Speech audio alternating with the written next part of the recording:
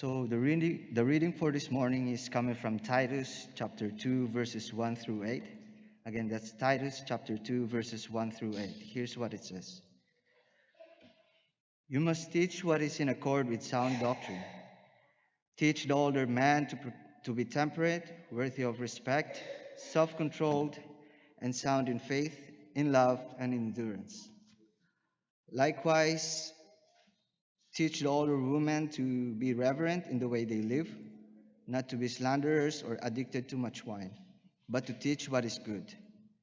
Then they can train the younger women to love their husbands and children, to be self-controlled and pure, to be busy at home, to be kind, and to be subject to their husbands, so that no one will malign the word of God. Similarly, encourage the young men to be self-controlled. In everything, set them an example by doing what is good. In your teaching, show integrity, seriousness, and soundness of speech that cannot be condemned, so that those who oppose you may be ashamed because they have nothing bad to say about us. May God bless us all in the reading for this morning.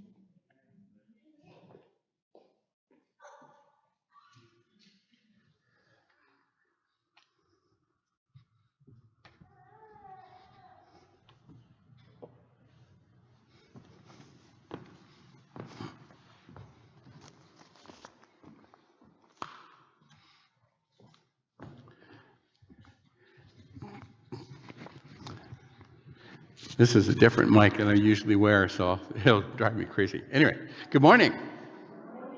It's nice to see faces. After we've been worshiping in our house so much of the time, we've had David and Liz and the three little boys, but just being able to be with you all is just so wonderful.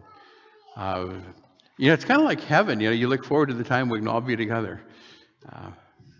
All right, we are doing a series of lessons this year, as you remember from what Jay and Miles have been talking about, and on discipleship.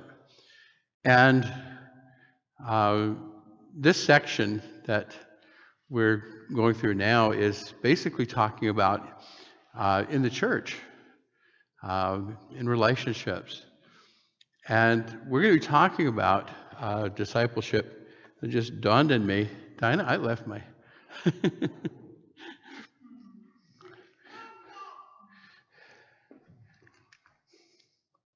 Thank you. Oh, there we go. Okay. We're going to be talking about our relationship, but in terms of age. And it's not something we think about a lot, and we'll deal with that in just a minute. But I want to, by way of introduction, I want to just talk a little bit about sociology. When I first started preaching, I was young. Because I was young, I got a lot of people saying to me, "Aren't you a little young to be a preacher?" I don't hear that anymore, but I did a lot of reading, and I came to appreciate some insights that sociology can't claim. And I had people say to me, leaders in the congregation, "This is the Lord's church. Sociology does not apply." And let me just share something with you real quick here.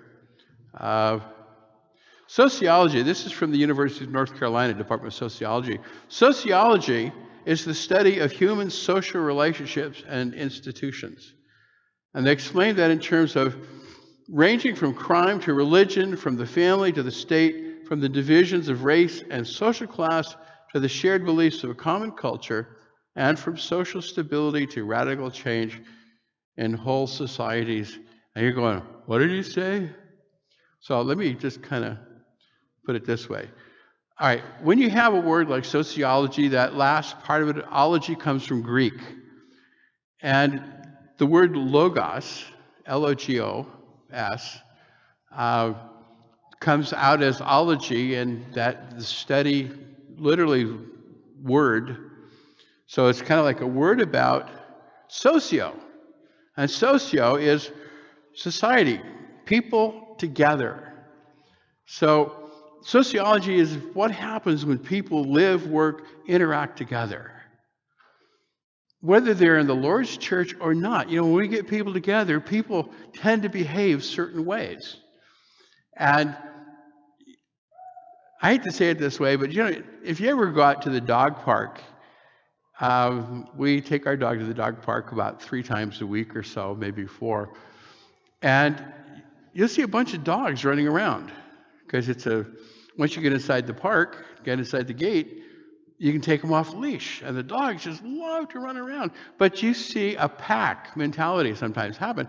When dogs get together, they tend to behave a certain way. And I hate to say this, but that kind of is true with people.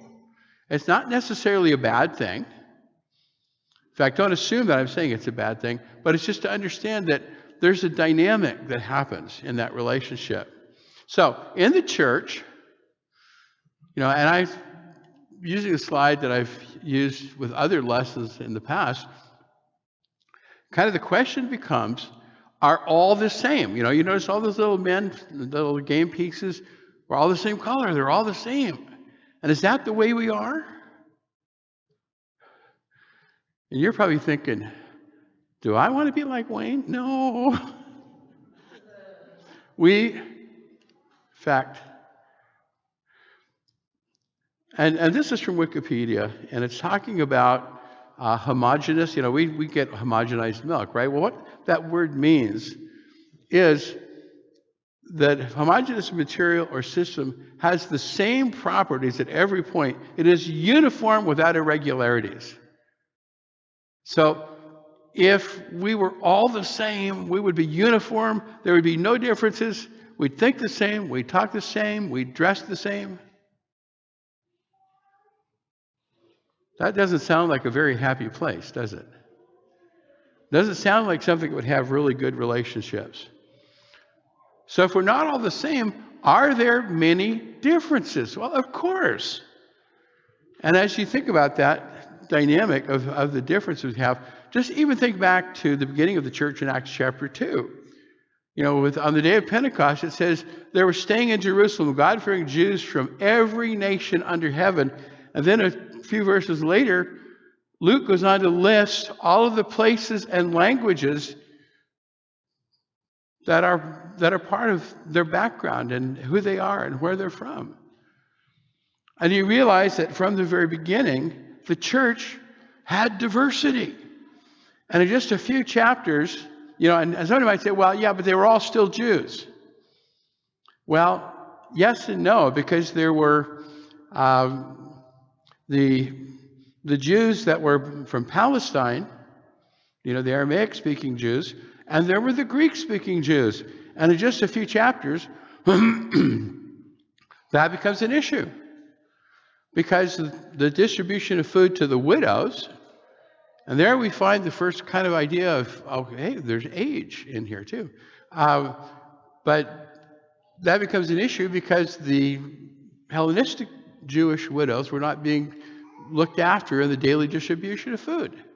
So we find that diversity starting to spill out. But then Paul writes many years later, after some of his missionary journeys, and he's gone into Asia Minor, as we call it, and then over into what we call Greece. And so he writes to the church at Colossae, there is no Gentile or Jew, circumcised or uncircumcised, barbarian, Scythian, slave or free, but Christ is all and in all. And then to the Galatians, there's neither Jew nor Gentile, neither slave nor free, nor is there male and female, for you are all one in Christ Jesus. The point that the early church had to have repeated over and over and over again was that despite their incredible diversity, that Jesus should bring them all as one.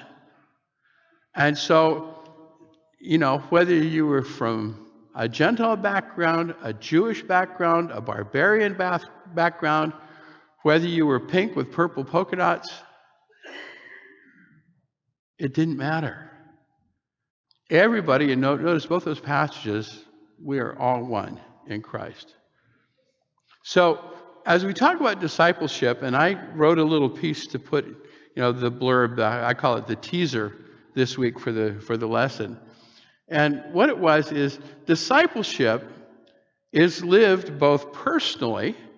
I mean, that really is where we begin, isn't it? Me. As I want to follow Jesus and I want to become like him, I become his disciple. I become a Christian. But we also live it in community with one another. And so as we do that, this community transcends all distinctions. Race, gender, language, come on, and age. It's not underlined in the biblical text, because that's really what we want to talk about. As you look around, just right here, there's a wide range of ages. I came across something the other day that said, if you want to find out if you're old, fall down. If people laugh, you're not old. If people come rushing to help you, you're old.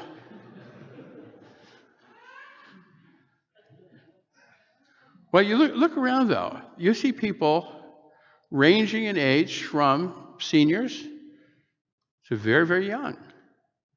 And that really should be the way the church is.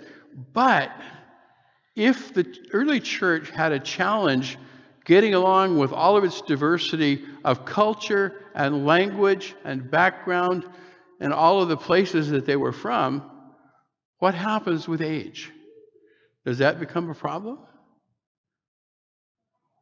Well, working with different ages is going to be part of what we need to do as God's people. All right, age itself is not, we notice those two passages that I read.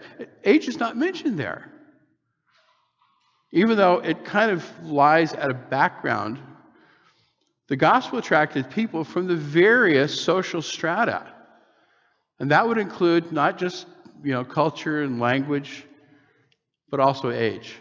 We see among the disciples, people who were, think about Paul talking to Timothy, referring to his mother, that he got his faith from his mother and his grandmother. There's 3 generations there. Somehow the church had to learn to deal with that, but it doesn't appear to have been quite as critical a problem.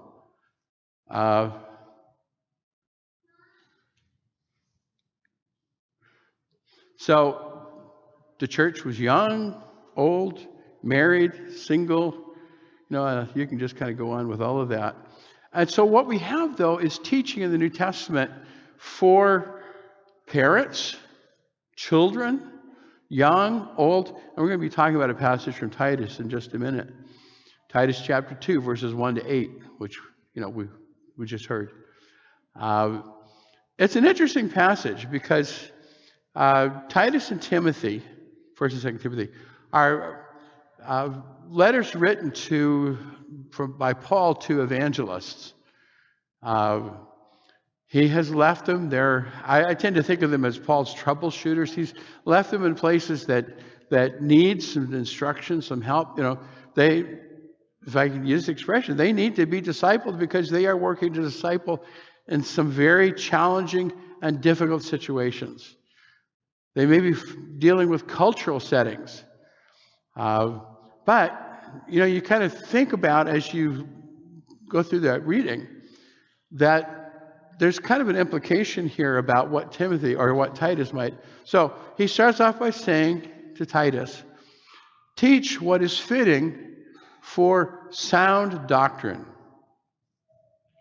I've heard people over the years get so hung up on that expression that it almost sounds cult-like, sound doctrine. The word sound simply means healthy.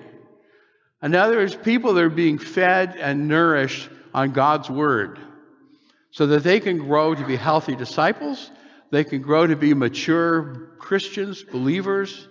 They're not just floundering around. One of the things that I sometimes think about is, I don't know, do you ever watch any of the animal shows, the vet shows.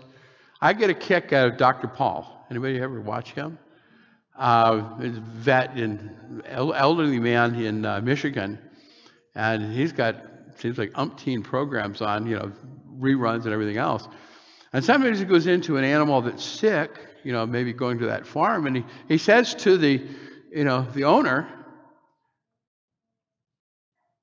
"What have you been feeding this calf or this horse?" Why? Because it's very raw. One of the interesting things is, one of the vets talking to owners about their dog and said, "Well, the dog is really sick. What have you been feeding your dog?" And they go, "Oh, we don't feed them any pet food. We just give them table scraps." And if you know anything about dogs, they'll eat anything you give them. They're garbage eaters, really. But they prefer what we eat. Our dog, when we're sitting and eating, will stand up on hind legs, put paws up on the table, and start looking at what we've got. But feeding an animal human food is like feeding a human a perpetual diet of junk food. We love it. We enjoy junk food, don't we? We like the chips, the fries, the milkshakes, the pop. But it's not healthy. And so what Paul is saying to Titus, you need to be sure that your teaching is healthy. The word doctrine simply means teaching, that your teaching is healthy. So, because Titus is teaching in the church, there's a wider focus than just general teaching. So he says, come on. So teach. They told me this worked. Okay. And this is one of those few places where we actually get age in there. Teach older men, older women, younger men, and then the last two verses are addressed to Titus himself. Now, think about here, what's missing from this? It does come in verses 4 and 5, but not the way that you think about it or expect it to. So, and this is parallel, I think, to 2 Timothy 2, verse 2, where Paul tells Timothy, what you've heard from me in the presence of many witnesses, entrust to faithful men who will teach others also. That's Paul, Timothy, others, are the faithful men and the others. That's 4 generations of Christians, of disciples. And that's really how we teach, we build, we disciple. It's through that process. So older men, the instruction comes to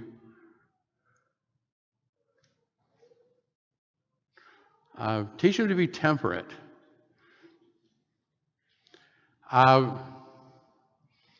When's the last time you used the word temperate? One of those words that, okay. I think it's helpful for us to understand that what Paul is talking about is to teach them to be moderate. In geography, we talk about places in the world that have what are called temperate climates. Not Winnipeg. But temperate, moderate people. And one of the things that I think is really helpful here is to think that Paul instructs Timothy and Titus on the qualifications of elders. And I think these are the foundation that will build toward developing the character that will lead to eldership. Teach them to be worthy of respect. People you can admire, that you want to be like. I mean, you think about it, the greatest compliment a person can pay to a Christian is to say, I've been watching you. What makes you the way you are? I want to be like you. And one of the things I think is really important for us to think about when we're dealing with people who are not Christians is to kind of put that thought in our heads to say, am I treating this person in a way they would want to be like me? Or am I pushing them away? Self-controlled. And you might think, well, self-controlled is kind of like temperate, but self-controlled. And we'll see with the older women that this kind of shows up in things like not given to wine. So the behavior is goes back to the moderate and to the temper. But then the interesting one, if I can get this to go.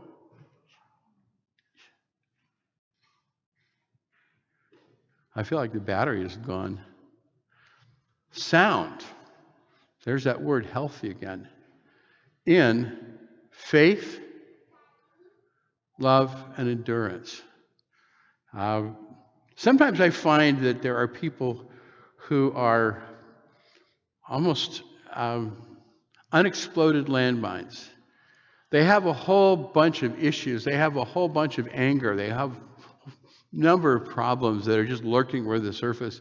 And all you have to do is hit the hot button, and it explodes and drives and pushes people away. You know, you look at just these here: temperate, worthy of respect, self-controlled, sound in faith, love, and endurance. I remember, these are older people that he's talking to, and these are people who have hopefully endured for a while anyway, but you want them to keep on going. There's nothing sadder for somebody to get close to the finish line and quit. Older women, teach them to be reverent in the way they live. You know, this is where the character, I kind of feel like I hear an echo of Proverbs 31 here, the worthy woman, that she is, and many of us are privileged to be married to women who are people of character, people who are just so respectful, people who just draw people to them by the way that they are. Not slanderous, and I would put the word gossips here. They don't talk about and run down other people. They don't spread false information and rumors. They don't destroy other people's reputations. You know, they're concerned with helping, building, healing, serving. Not addicted to wine. I mentioned that one a minute ago. Come on. And then Paul gives Titus the responsibility to teach the older women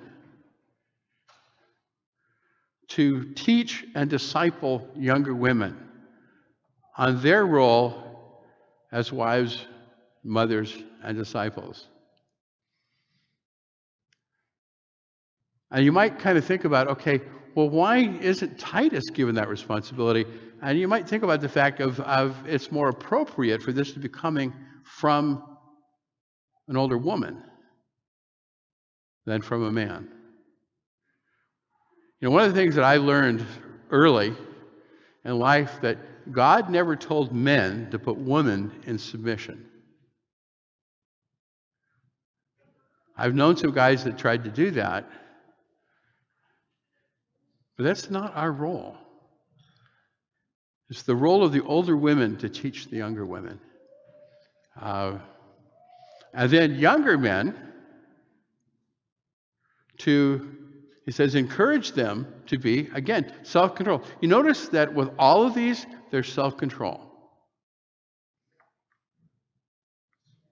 So now, the last two verses to Timothy, for Timothy to be effective, this is what he needs to be. And some of this is implied, but just by the very fact of the instruction. Timothy, you need to be teachable to begin with. Titus, thank you. Without a brain, I mean, no. Uh,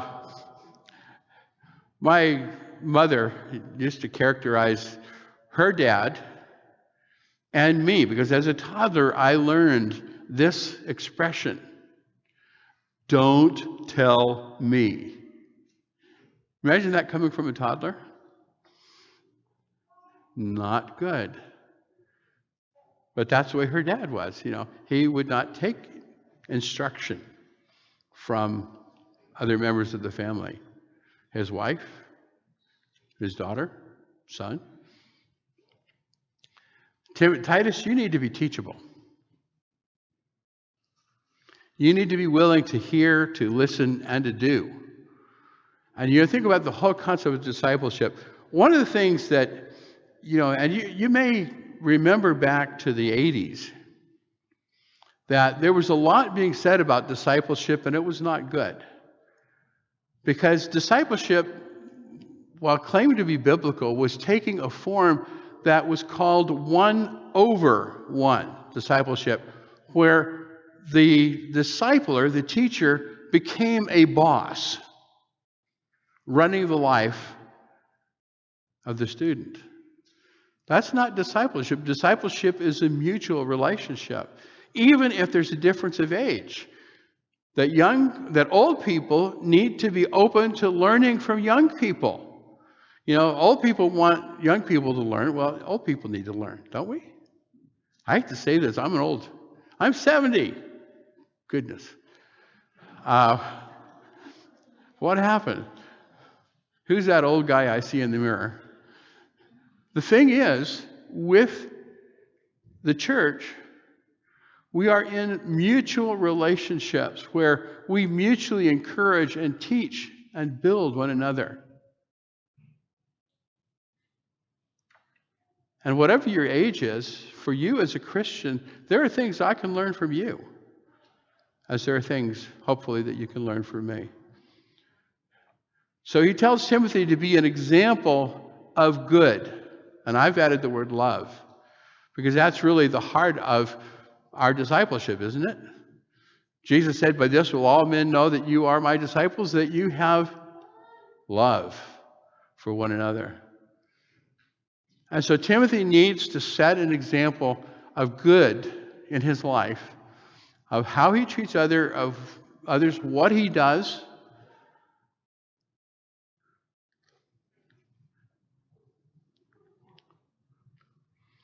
And so he's to teach with integrity, seriousness, and soundness of speech. Integrity, some of you will remember, I like talking about integrity because the word integrity in English comes from the same word as integer, math. Remember in math, you learned about integers. What's an integer? It's a whole number. 1, 2, 3, 4, 5. It's not 1.5, 2 3/4. It's a whole number. And integrity in a person is a wholeness, that all of the parts of their lives, their behavior, their thinking, their attitude, are all part of the same picture. We kind of recognize the idea that people can get very segmented in their lives, and one part doesn't match another. No, we need to practice integrity where it's not just a veneer, and you scratch the veneer. A veneer, I hate to say this nice looking wood pulpit, this is a veneer. And if you scratch deep enough, you're probably going to come down to some kind of a compacted wood product.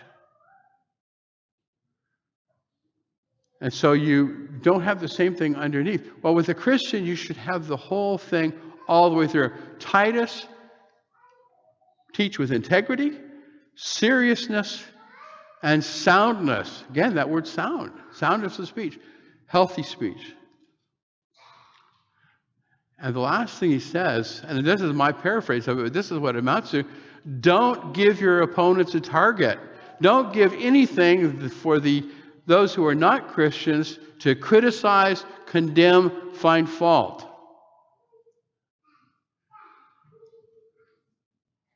So we have Paul discipling, teaching Titus, but commissioning him to go out and teach others. And at the heart of this is the conduct of the kind of person that he needs to be.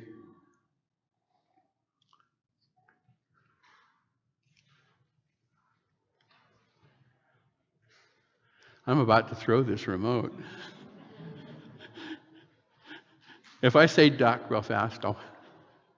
So we share in a common faith. This was the last part of what I put in that teaser.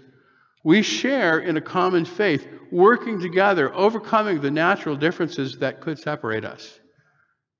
Whether it's the part of the world we're from, whether it's the language that our first language, whether we're male or female, whether we're old or young. All those differences fade because we love one another.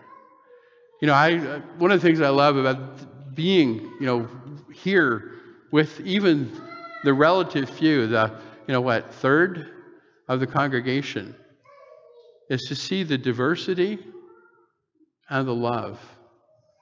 To recognize that this is what Jesus intended for his people to be like, for us to be a family.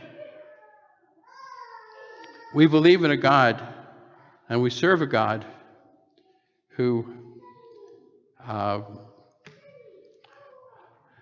created all of us. He created our differences. And I believe he celebrates those differences, as we should. But as we, especially as old and young, learn to work together. I've seen so many cases in my life where old people did not tolerate young people, and young people didn't tolerate old people. In the church, that's really sad, isn't it? Our culture does not value age. And yet, the Bible tells us that we need, go back to Proverbs. There's an old proverb that talks about rising up before the hoary head. That's not hairy head, hoary head. It's the gray hair. So we need to respect age. And I'm not saying that because I'm 70 years old and gray. I'm saying that because we need to honor each other. You're young, I need to honor you. You're middle-aged, I need to honor you. You're old, I need to honor you. Because you are a disciple of Christ. You bear his image and his name. So we're going to be singing a song about serving a changeless God. And I think that's a great song to think about. And as we often like to do, to encourage everyone who's watching, if you're not yet a Christian, this is a good time to be thinking about your relationship with God. And if there's some way we can help that, we invite you to contact us.